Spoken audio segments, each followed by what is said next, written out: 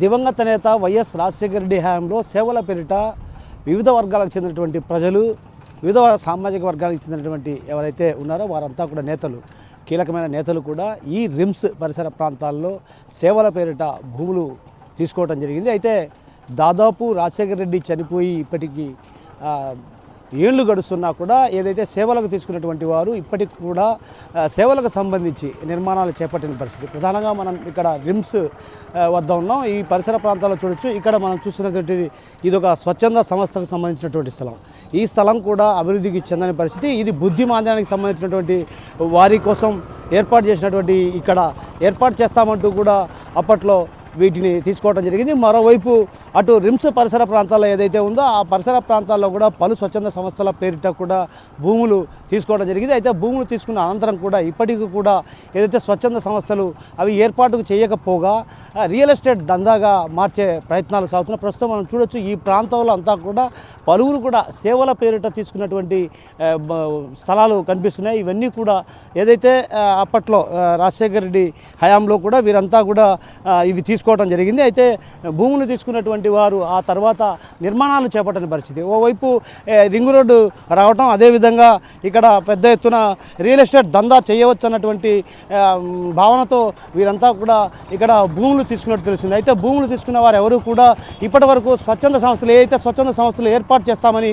చెప్పినప్పటికి కూడా ఆ సంస్థలు ఏర్పాటు చేయని పరిస్థితి. అయితే మరోవైపు అటు టీడీపీ హయాంలో కూడా ఈ వ్యవహారం పైన కూడా అటు టీడీపీ హయాంలో వీటిని రద్దు చేయాలన్నటువంటి భావన కూడా వ్యక్తం చేసినప్పటికీ కూడా ఆ దిశగా అధికారులు అడుగులు వేయలేదు. మరోవైపు ఏదైతే స్వచ్ఛంద సంస్థలకు సంబంధించినటువంటి వారు మౌంట్ఫోర్డ్ స్కూల్ కూడా ఇందులో ఉంది. ఆ మౌంట్ఫోర్డ్ స్కూల్ వాళ్ళు కూడా ప్రధానంగా ఏదైతే ఇక్కడ సేవల పేరిట కాన్వెంట్ కూడా ఏర్పాటు చేశారు. అయితే వారందరికీ కూడా ఉచిత విద్యను అందిస్తామంటూ కూడా ఒక రకంగా వీరందరూ కూడా స్థలాలు తీసుకోవడం జరిగింది. అయితే స్థలాలు తీసుకున్న వారు ఎవరు కూడా ఇక్కడ ఏదైతే ఉందో రిమ్స్ పరిసర ప్రాంతానికి సమీపంలో ఉన్నటువంటి ఈ ప్రాంతంలో ఏర్పాటు చేయని పరిస్థితి. దీన్ని బట్టి చూస్తే మాత్రం ప్రధానంగా అటు రాజశేఖర రెడ్డి హయాంలో ఏదైతే ఉన్నతమైన ఆశయంతో ఆయన స్వచ్ఛంద సంస్థలకు స్థలాలు ఇచ్చారో ఆ స్థలాల్లో ఇప్పటికి కూడా అక్కడ ఉన్నటువంటి సంస్థలను ఏర్పాటు చేయకపోగా రియల్ ఎస్టేట్ వ్యాపారానికి తెరలేపిన పరిస్థితి.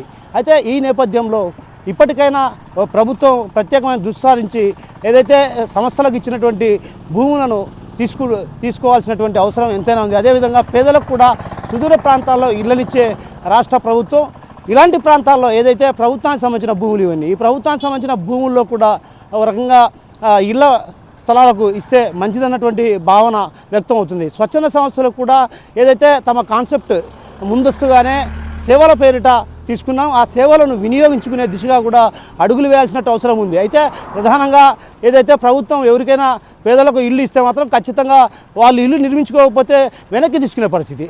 కానీ ఇక్కడ మాత్రం స్వచ్ఛంద సంస్థలు తీసుకున్నటువంటి భూములను ఇప్పటి వరకు కూడా ప్రభుత్వం హ్యాండ్ ఓవర్ చేసుకోకపోవడం పట్ల పలు విమర్శలు వ్యక్తం అవుతున్నాయి.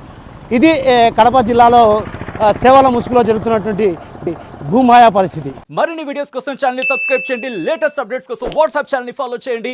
అండ్ లింక్ డిస్క్రిప్షన్ లో ఉంది.